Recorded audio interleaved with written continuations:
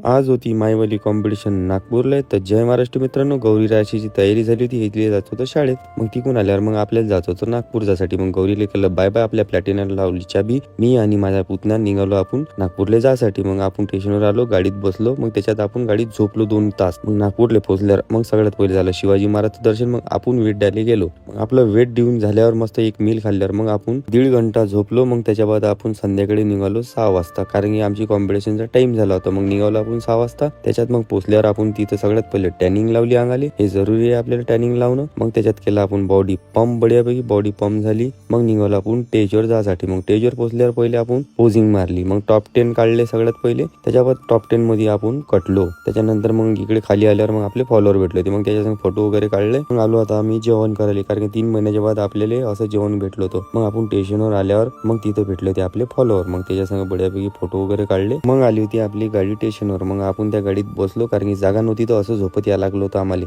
मग पोचलो रे भाई आपण आता बडनेरात. मग सगळ्यात पहिले यायला गेलो दोघाले बाय बाय.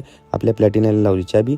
आपण निघालो घरच्यासाठी. घरी पोचल्यावर राशी गौरी मस्त झोपल्या होत्या. मग आपल्याला हे मील भेटली, मस्त कढी, बासुंदी आणि खिचडी. हे बढियापैकी खाल्ली आपण. रात्रीची वाजली होती 3. भेटू उद्याच्या नवीन ब्लॉग मध्ये. फॉलो करायला विसरू नका. जय महाराष्ट्र मित्रांनो.